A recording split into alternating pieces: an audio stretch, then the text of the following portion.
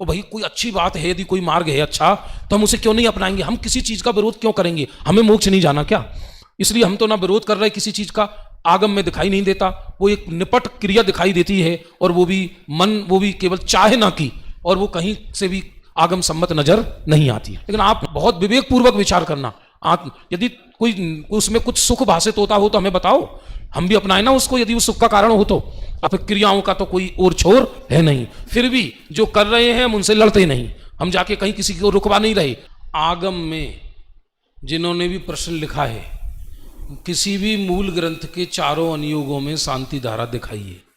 जैसे द्रव्यानुयोग के 25-50 ग्रंथ में बता रहा हूं आपको, उसमें किसी में है क्या?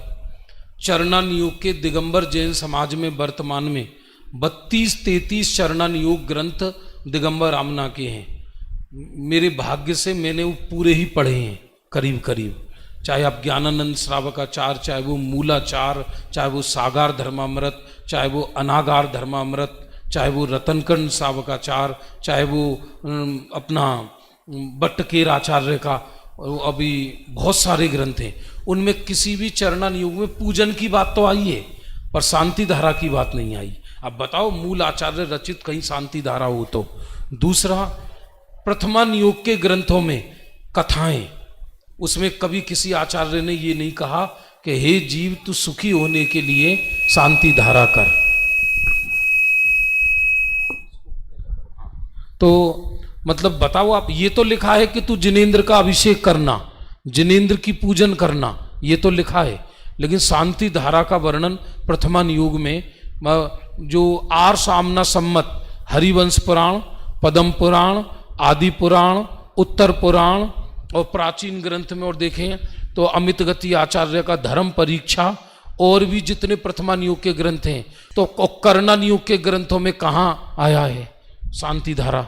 ये दरअसल देखा जाए तो एक युग ऐसा आया था हमारे भारतवर्ष में कि जब जिन धर्मियों पर संकट था और अन्य मत की छाया आ गई थी, तो वो उधर ना चले जाएं, तो हर चीज को यहां मोड़ दिया गया वास्तव में। और शांति धारा में जो शब्द हम बोल रहे हैं कि छिंद छिंद भिंदे भिंदे, हम ये बोल रहे हैं शत्रु का नाश हो, इसका नाश हो। अरे हमारे यहाँ तो सामान्य व्यक्ति नहीं बोलता ये शब्द, ये किसी का ये भावना नहीं। हमारे भगवान ये भावना भाएंगे क्या कि मेरे शत्रु का नाश हो, व्यंतर का नाश हो, फलाने का नाश हो, और वो भी भगवान के सर पर करके। अब विचार करना, ओ भाई कोई अच्छी बात है, यदि कोई मार्ग है अच्छा तो हम उसे क्यों नहीं अपनाएंगे? हम किसी चीज का विरोध क्यों करेंगे? हमें मोक्ष नहीं जाना क्या?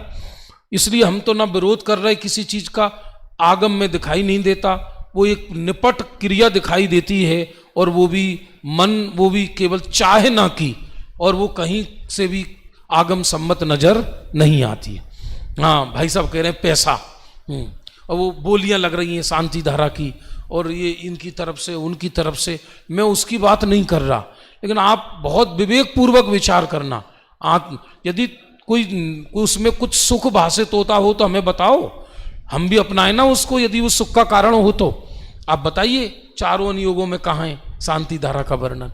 इसलिए नजर आता नहीं, आगम सम्मत नहीं, भगवान ने कहा नहीं, गुरु ने कहा नहीं, जिनवाणी में आया नहीं, तो हम क्यों माने फिर उसको? और फिर क्रियाओं का तो कोई और छोर है नहीं, फिर भी जो कर रहे हैं हम उनसे लड़ते नहीं, हम जाके कहीं किसी को रुकवा नहीं रहे। ऐसा तो है नहीं कि शांति धारा रुकवा के हम कोई पानी अपने घर ले जा रहे हैं।